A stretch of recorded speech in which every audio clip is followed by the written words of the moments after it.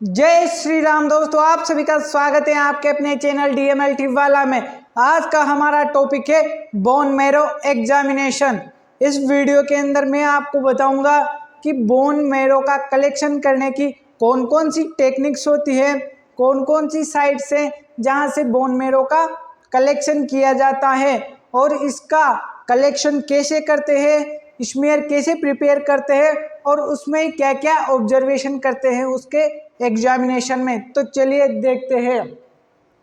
Site of haemopoiesis in post natal life, यानी कि जब बच्चे का जन्म हो जाता है तो उसके बाद जो हीमोपोइसिस की क्रिया है, यानी कि जो ब्लड फॉर्मेशन की प्रोसेस है, वो बोन मैरो में होती है।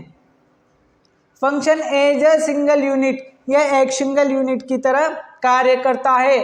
टू टाइप्स, ये दो तरह का होता है, रेड बोन मैरो और yellow bone marrow. Average volume of bone marrow, red and yellow, यानी कि जो येलो और रेड बोन मैरो का जो एवरेज वॉल्यूम होता है वो 3000 से 4000 ml होता है इन एडल्ट। रेड और एक्टिव मैरो यह 1500 ml के लगभग होता है। Bone marrow biopsy can be obtain bye 3 methods, यानी कि जो बोन मैरो का सैंपल होता है उसको कलेक्ट करने की 3 टेक्निक होती हैं, 3 मेथड्स होते हैं। नीडल एस्पिरेशन, माइक्रोटरफाइन बायोप्सी और सर्जिकल बायोप्सी। तो नीडल एस्पिरेशन ये क्या होती है? ये एक सेफ एंड पेनलेस मेथड है, यानी कि ये सेफ है, ये सुरक्षित है और इसमें बहुत कम दर्द होता है, पेनलेस टेक्निक होती हैं। स्पेशल नीडल और सिरिंज जैसे सलाह और क्लीमा के द्वारा बोन मैरो फ्लूइड का कलेक्ट करते हैं। Disadvantage, some marrow cells can be destroy, यानी इस टेक्निक के द्वारा कुछ मैरो सेल्स डिस्ट्रॉय हो सकती है, नष्ट हो सकती है।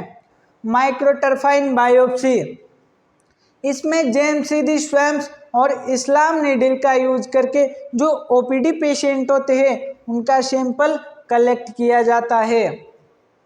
सर्जिकल बायोप्सी, ऑपरेशन थिएटर में डॉक्टर के द्वारा बोन मैरो के स्मॉल टिश्यू होता है उसका छोटा सा पीस लेते हैं और उसको निकाला जाता है। Disadvantage, it is difficult to repeat, यानी कि जो ये सर्जिकल बायोप्सी वाली टेक्निक होती है इसको बार बार रिपीट नहीं किया जा सकता। Sites for obtaining bone marrow are, यानी कि जो बोन मैरो फ्लूइड्स होते हैं, जो बोन मैरो सैंपल होता है उसको कहाँ से कलेक्ट किया जा सकता है, उसकी साइट कौन कौन सी होती है। Bone marrow examination in adult, यानी एडल्ट के अंदर स्टर्नम एस्पिरेशन, जो स्टर्नम होता है जो उससे कलेक्शन कर सकते हैं। Anterior iliac crest, vertebral spinous process और पोस्टीरियर सुपीरियर इलियक स्पाइन, वहाँ से बोन मैरो का कलेक्शन किया जा सकता है। और बच्चों में जो टिबिया होती है उसकी superior medial surface of tibia inferior to medial condyle and medial to the tibial tuberosity, वहाँ से बच्चों में बोन मैरो का सैंपल कलेक्ट किया जा सकता है। और पोस्टीरियर इलियक क्रेस्ट और कैल्केनियम से भी जो बोन मैरो सैंपल होता है वो कलेक्ट किया जा सकता है। Bone marrow collection can be obtain by using सलाह, क्लीमा और जेएमसीडी मैरो एस्पिरेशन नीडल, यानी कि जो बोन मैरो का सैंपल होता है उसको सलाह, क्लीमा और जेएमसीडी जो एस्पिरेशन नीडल होती है उसके द्वारा कलेक्ट कर सकते हैं। Klima needle is better as the guard has no chance to getting slipped, और जो क्लीमा नीडल होती है ये सैंपल कलेक्ट करने के लिए सबसे बेटर होती है, सबसे अच्छी होती है, क्योंकि इसमें एक गार्ड लगा हुआ होता है जिससे नीडल के स्लिप होने के चांस नहीं रहते हैं। And hence dangers to puncturing सब एक्सटर्नल स्ट्रक्चर आर लेस, और जो सब एक्सटर्नल स्ट्रक्चर होती है उसके पंक्चर होने का जो खतरा होता है वो भी बहुत कम होता है। Before entering the site of puncture take all aseptic precautions, यानी कि उसमें जो पंक्चर साइड होती है उसमें नीडल को इंजेक्ट करने से पहले जो पंक्चर साइड को अच्छी तरह से क्लीन कर ले, जो भी एंटीसेप्टिक होता है उसके द्वारा। Not more than 0.2 ml of bone marrow should be taken at one time, और एक समय में 0.2 ml से ज़्यादा बोन मेरो सैंपल कलेक्ट नहीं करना चाहिए। एस्पिरेशन मटेरियल जल्दी से क्लॉट होने लग जाता है, तो बोन मेरो एस्पिरेशन के बाद इमीडिएटली यानी कि जल्दी से स्मीयर प्रिपेयर कर लेनी चाहिए। मेरो फिल्म प्रिपरेशन यानी कि बोन मेरो की फिल्म कैसे प्रिपेयर करते हैं। A drop of aspirated material is put on glass slide, यानी कि जो भी एस्पायरेटेड मटेरियल्स हैं, जो फ्लूइड हैं, उसको एक क्लीन ग्लास स्लाइड पर उसकी एक ड्रॉप रखते हैं। Excess blood is removed by sucking with a needle और पास्चर पिपेट, और जो उसमें जो ड्रॉप में यदि कोई ब्लड है तो उसको पास्चर पिपेट या नीडल की सहायता से उसको सक करके उसको खींच के निकाल लेते हैं। और smear are prepared with spreader, और फिर एक स्प्रेडर की सहायता से एक स्मीयर प्रिपेयर कर लेते हैं। जिस प्रकार से हम एक जो ब्लड की पीबीएफ कवर ग्लास मेथड से प्रिपेयर करते हैं, वैसे ही बोन मेरो की स्मीयर प्रिपेयर कर लेते हैं। Smear should B 3 to 5 centimetre long and should not be more than 2 centimetre wide. जो बोन मेरो की स्मीयर होती है ये 3 से 5 सेंटीमीटर लंबी होनी चाहिए, और यह 2 सेंटीमीटर से ज़्यादा चौड़ी नहीं होनी चाहिए। The particles should be dragged behind but not squeezed. जो पार्टिकल्स होते हैं वो उनको पीछे की ओर खींचें, पर वो स्क्वीज नहीं होने चाहिए, वो नष्ट नहीं होनी चाहिए, वो टूटने नहीं चाहिए। A trails of cell is left behind. Criteria for a good preparation, यानी कि एक अच्छी प्रिपरेशन के लिए अच्छी स्मीयर के क्या क्राइटेरिया है। Presence of both particles and free मेरो सेल्स इन स्मीयर, यानी कि जो स्मीयर्स हैं उसके अंदर पार्टिकल्स और फ्री मेरो सेल्स दोनों उपस्थित होने चाहिए। Air dry the smear and stand with any Romanowsky stain, और फिर इस स्मीयर को एयर ड्राई कर लेते हैं और फिर किसी रोमनवस्की स्टेन के द्वारा इसको स्टेन कर लिया जाता है। बायोप्सी टिश्यू सैंपल होने पर पहले उसको ईथर या फॉर्मेलिन में फिक्स करते हैं, और फिर उसकी टिश्यू प्रोसेसिंग करके उसको एच&डी स्टेनिंग के द्वारा स्टेनिंग कर ली जाती है। माइक्रोस्कोपिक एग्जामिनेशन ऑफ मेरो स्लाइड, यानी कि मेरो स्लाइड में क्या क्या माइक्रोस्कोप के अंदर ऑब्जर्व किया जाता है, क्या क्या एग्जामिन किया जाता है। Bone marrow smear should be examined in tails region start with 10x, 40x and 100x, यानी कि जो बोन मेरो स्मीयर होती है उसको टेल्स रीजन में एग्जामिन करना चाहिए, और उसको सबसे पहले 10x में, फिर 40x में, और फिर 100x यानी कि ऑयल इमर्शन ऑब्जेक्टिव लेंस में फिर उसको ऑब्जर्व करते हैं।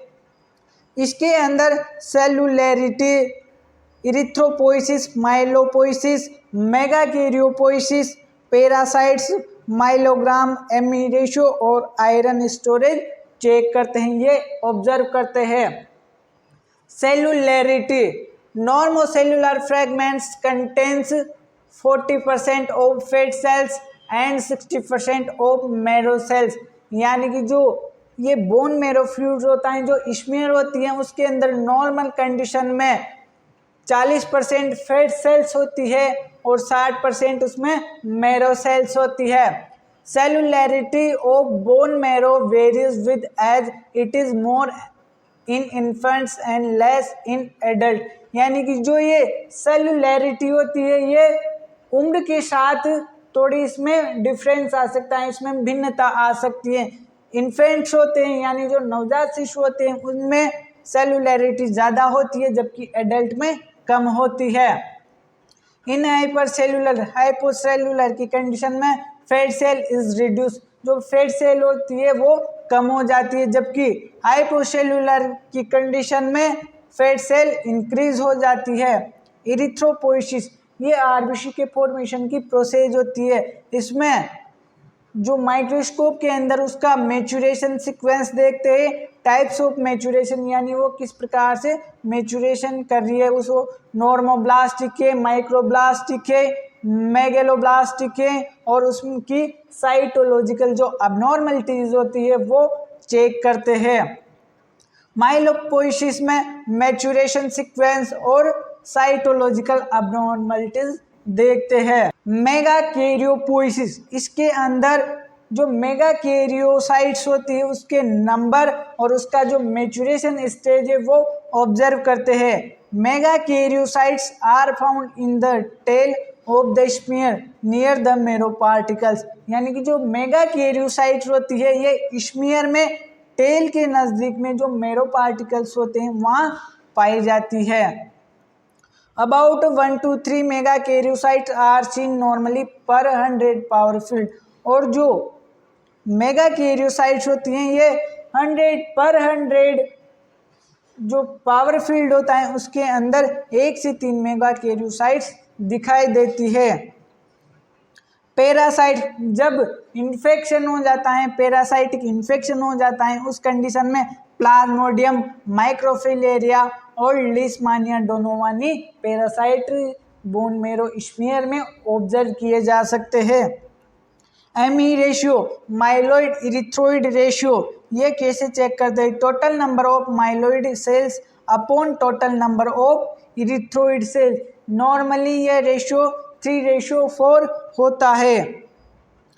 माइलोग्राम, nucleated cell count of bone marrow is called myelogram, यानी कि जो न्यूक्लिएटेड सेल होता है बोन मेरो के अंदर न्यूक्लिएटेड सेल को काउंट करना मेगा माइलोग्राम कहलाता है। Differential count of all nucleated cell in bone marrow, और इसमें जो अलग अलग डिफरेंशियल सेल्स होते हैं, जो न्यूक्लिएटेड सेल होती है उसको काउंट करते हैं।